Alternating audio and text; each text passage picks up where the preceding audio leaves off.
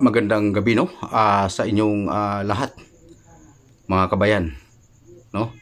Upang maunawaan ninyo, no, yung mga nasa nagba-Bible na inimbitahan niyo po ako na sumali kay para may marami akong mai-reels, no? Hindi po tama po yung ninyo po. Sinasabi po ninyo, ngunit ito po yung masasabi ko sa inyo, mga kababayan, mga sa mga higit sa mga nagba-Bible na nag-imbita sa akin. Tama po yung sinasabi ninyo. Ngunit po hindi po pinapayagan ng Ama na sumali po ako sa inyo, mga kababayan. Alam po nyo, no, kung bakit. Tatapatin ko po kayo dahil ang sinasabi ng Ama, hindi po kayo di pwede sumali po sa inyo dahil po wala po sa inyo ang espiritu ng dakila nating Diyos Ama.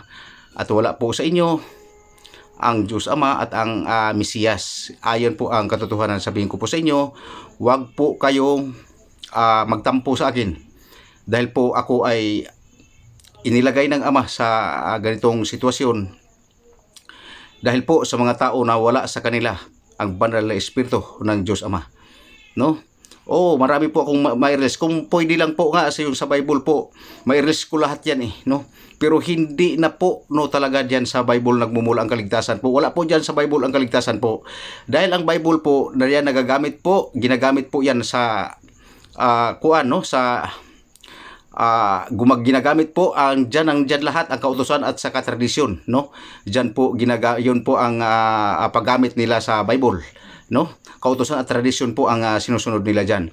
Ang sinasabi po ng Ama na kailangan po ang tao mayroong banal na espiritu. So ito po yung sinasabi ko sa inyo, pag nasa inyo ang banal na espiritu ng Diyos Ama, dito na po papasok yung sinasabing pag-ibig po, no? Dahil po ito po ang katotohanan.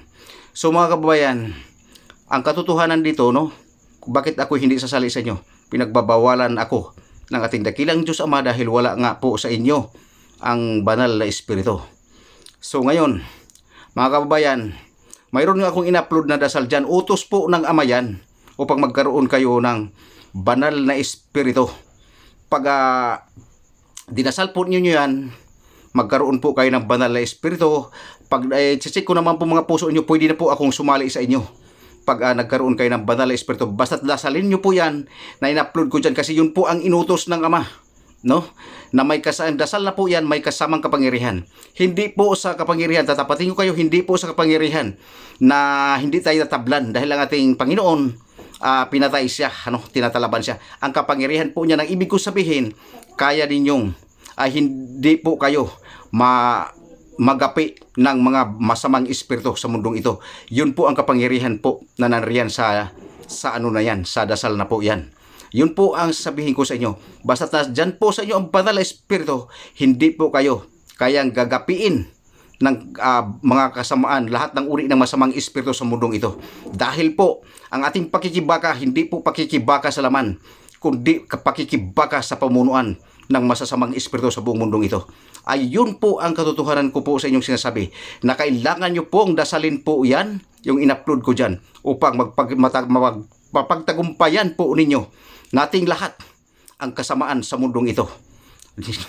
Hindi po tayo nakikibaka sa laman, kundi nakikibaka po tayo, nakipagdigma po tayo sa masamang espiritu sa mundong ito.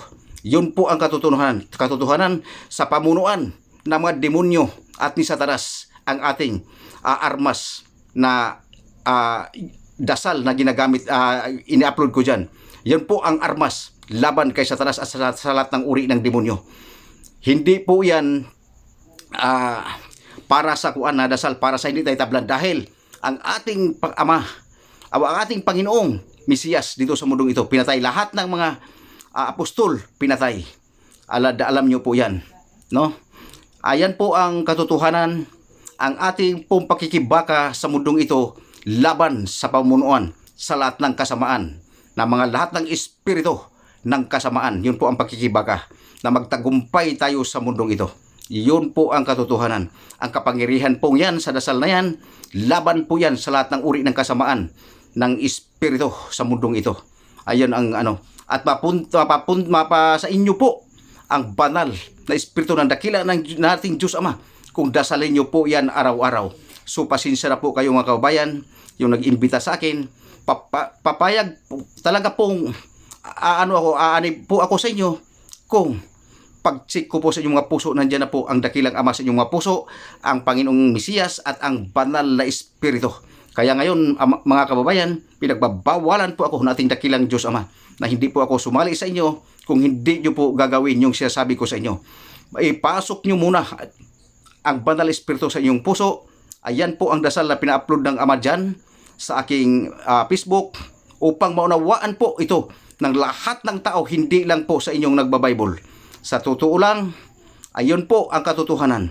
Magiging magkaisa tayong lahat kung susundin niyo po yung sinasabi ko dyan na pina-upload ng Ama na dasal o panalangin laban sa pamunuan ng lahat ng uri ng kasamaan sa mundong ito, sa higit sa lahat sa mga demonyo at saka Satanas. Yun po ang pakikibaka natin sa mundong ito, hindi po pakikibaka sa laman. So ganun po, yun po lang mga kababayan ang masasabi ko sa inyo. Magandang gabi sa ating dakilang Ama higit sa lahat at sa inyong lahat.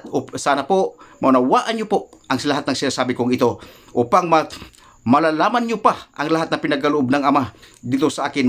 Masasabi ko sa inyo, may pagkaloob pa ng dakila, ipagkaloob pa ng dakilang Ama. Maituro ko pa sa inyo kung paano po magbautismo kung nasa inyo na ang banal na Espiritu. Ituturo ko na po sa inyo ang bautismo nga. Kaya nyo nung magbautismo nang hindi na sa tubig, kaya hindi na uso ang bautismo ngayon sa tubig. Papatungan nyo na lang po ng kamay. Ituturo ko po sa inyo yan kung sakaling magkaroon na kayo ng banal na Espiritu upang makapagbautismo kayo sa lahat ng inyong pangangaralan. Maraming salamat po. Uulitin ko po, magandang gabi sa ating dakilang Diyos Ama at magandang gabi po sa ating sa inyong lahat.